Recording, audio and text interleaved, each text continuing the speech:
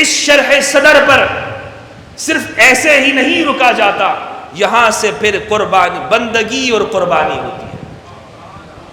پھر اس کا سٹیپ ہے آگے کہ جب بندگی ہو رہی ہے، شرح صدر حاصل ہو گیا، اب بندگی کرنی ہے، اور بندگی کرنے والے کو ایسے نہیں رہنے دیا جاتا، قربانی دینی ہے، قربانی بھی دینی ہے.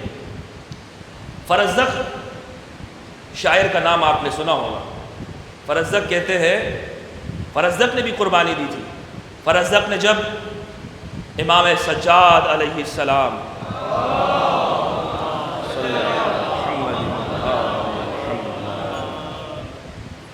جب ان کی شان میں جب قصیدہ پڑھا تھا نا، ان کی شان میں، تو قربانی دی تھی. ہشام بن عبد الملک اموی حج کے ارادے سے آیا تھا. بڑا ظالم بادشاہ تھا ہشام بن عبد الملک.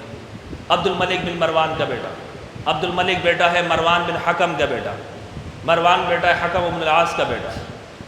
تو ہشام بن عبد الملک بڑا بادشاہ، حکومت، اپنے اقتدار کے نشے کے اندر حج کے لیے جب آیا تو لاؤ لشکر ساتھ میں.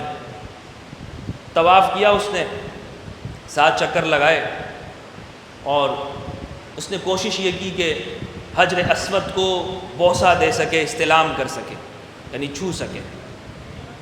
اسے جگہ نہ ملی، رش بہت زیادہ تھا، ازدحام بہت زیادہ تھا. تو اس نے تخت لگایا، سائڈ پہ بیٹھ گیا. اتنے میں دیکھتے ہیں کہ ایک نوجوان آتا ہے. لوگ اس کے لیے رستہ خود ہی چھوڑ دیتے، لوگ اس کے لیے دائیں بائیں خود ہو جاتے. دیکھا، انہوں نے سمجھا تھا کہ ہم نے کربلا کر کے ان کا رعب ختم کر دیا ہے، نہیں ختم کر سکے. لوگوں سے کہ دلوں سے محبت ختم نہیں کر سکے. جب اس نوجوان کو لوگ دیکھ رہے ہیں تو رستہ خود بخود ہٹتے جا رہا ہے. اور وہ نوجوان آئے، انہوں نے طواف کیا آرام سے، اطمینان سے، بشاشت سے، اور پھر حجر اسود کو بوسہ دیا اور وہاں سے روانہ ہو گئے. بادشاہ یہ دیکھ رہا ہے اس کی مطاوعت نفس اور انفعال قلب پہ کیا گزر گئی، کیا ہو گیا اس کے اوپر، کتنی قیامتیں نہیں گزری ہوں گی اس پہ. اس کا دل نہیں کر رہا ہوگا کہ یہ زمین کھلے اور میں اس میں چلا جاؤں گا، یہ اس تخت کا کیا فائدہ ہے. کیا حالت ہو گئی ہوگی اس کی. تو اس نے زچ ہو کر پوچھا، من ھذا، یہ کون تھا، یہ جو لوگ اتنا رسپیکٹ کر رہے ہیں اور سب ہٹ رہے ہیں، کون ہے یہ، من ھذا. اب جانتا ہے کہ یہ کون ہے، معلوم ہے کہ یہ کون ہے، قدر سے بھی معلوم ہے، چہرے سے بھی جانتا ہے. وہ چہرے بتاتے ہیں یہ چہرہ کون ہے، وہ چہرے بتاتے ہیں. لیکن چونکہ اندر سنخیت نہیں ہے، صلاحیت نہیں ہے، اس کی انفعال قلب نہیں ہے، تو زچ ہو کر کہہ رہا ہے کہ یہ کون ہے. اب جب سب خاموش تھے، بادشاہ کے مصاحبین ڈر کے مارے، وہاں فرزدق بھی کھڑا تھا. فرزدق نے کہا کہ آپ نہیں جانتے، میں بتاؤں کہ یہ کون ہے. کہاں بتاؤں کون ہے، وہ سمجھا شاید یہ کچھ اور کہہ دے گا. فرزدق نے کہا، ھذا الذی تعرف البطحاء وطأتہ، ھذا الذی تعرف البطحاء وطأتہ والبیت یعرفہ والحل والحرم، ھذا ابن خیر عباد اللہ کلہم، ھذا ابن خیر عباد اللہ کلہم، ھذا التقی النقی الطاہر العلم، یکاد یمسکہ عرفان راحتہ رکن الحتیم اذا ما جاء یستلم، ھذا ابن فاطمۃ ان کنت جاہلہ بجدہ انبیاء اللہ قد ختموا.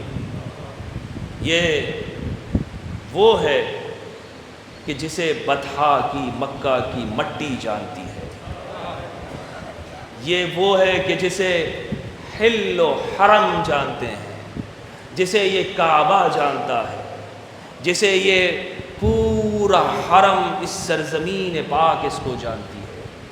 یہ تم اس کا پوچھ رہے ہو، اس ہاشمی جوان کا؟ یہ کون ہے؟ یہ وہ جوان ہے کہ جو اللہ کے بندوں میں سب سے محبوب کا بیٹا ہے۔ ھذا ابن خیر عباد اللہ کلہم، یہ اس کا بیٹا ہے کہ جس کا باپ سب سے بہتر ہے۔ یہ تقی ہے، نقی ہے، طاہر ہے، علم ہے، علم کا پہاڑ ہے۔ اور بتاتا ہوں تمہیں، یہ ایسا ہے کہ تم تو کوشش کر رہے تھے کہ حجر اسود کو چھو لو، لیکن خدا کی قسم یہ وہ ہے کہ جب یہ حجر کے قریب سے گزرتا ہے، حجر اسود کوشش کرتا ہے کہ ہم اس کو پکڑ لیں۔ اور بتاؤں میں تمہیں کہ یہ کون ہے؟ یہ وہ ہے کہ جو فاطمہ کا بیٹا ہے۔ اللہ اللہ، ھذا ابن فاطمہ ان کنت جاہلہ، یہ زہرا کا بیٹا ہے اگر تو جاہل ہے۔ اور یاد رکھ، یہ اس کا بیٹا ہے کہ جس کا نواسہ ختم المرسلین ہے، خاتم الانبیاء ہے۔ یہ قصیدہ پڑھا فرزدق نے، طویل قصیدہ ہے، کتابوں کے اندر لکھا ہوا ہے، بڑا عالی شان۔ یہ قصیدہ جب پڑھا، امام سجاد علیہ السلام، علی بن الحسین بن علی بن ابی طالب علیہ السلام کی شان میں، تو جب اس قصیدہ پڑھنے کے بعد ایسا نہیں کہ بندگی کر لی، اب قربانی بھی نہیں دینی تھی، ہشام بن عبد الملک نے کہا اچھا تم نے تعریف کی ہے، جیل میں ڈال دو اس کو۔ فرزدق کو جیل میں ڈال دیا۔ امام کو معلوم ہوا، امام نے 12,000 درہم فرزدق کے لیے بھیج دیے، کہا تم اکیلے نہیں ہو، ہم تمہارے ساتھ ہیں۔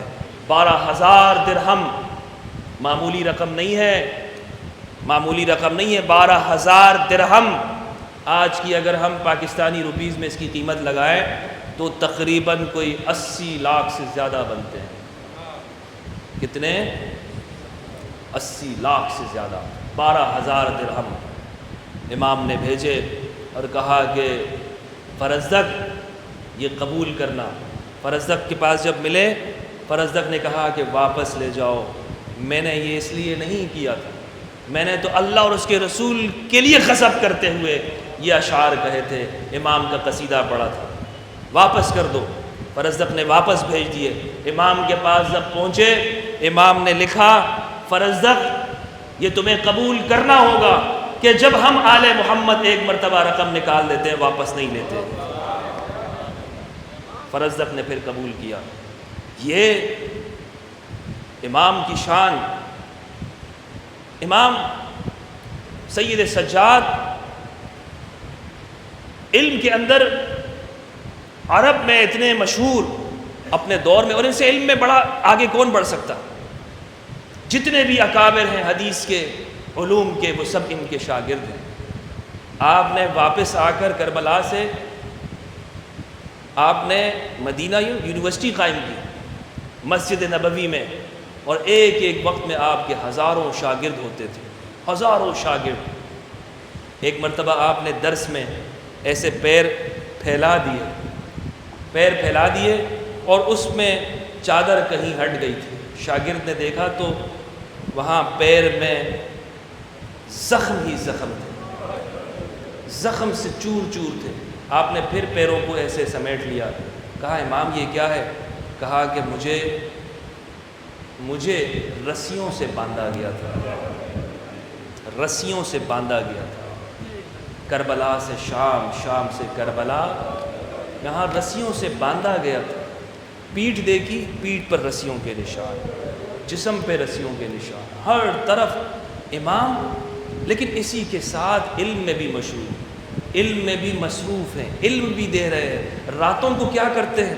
1000 امام دن میں 1000 رکعت آپ نماز پڑھا کرتے تھے، 1000 بندگی اللہ کی۔ فَصَلِّ لِرَبِّكَ وَانْحَرْ، اہل البیت کی زندگی، اور اسی کے ساتھ آپ رات بھر اٹھ کے راشن کے پیکٹ بنا کر آپ اپنے کندھوں پہ بوریاں رکھ کر ناداروں اور یتیموں کے گھر کے باہر لے جایا کرتے تھے، اور کہتے تھے میرے بابا نے مجھے کربلا میں کہا تھا بیٹا یہ جو آج ہمارے ساتھ یہاں ہوا ہے بیٹا، یہ دیکھ لو، اور جب بھی پانی پینا تو مجھے یاد رکھنا حسین، جب بھی پانی پینا تو یاد رکھنا حسین۔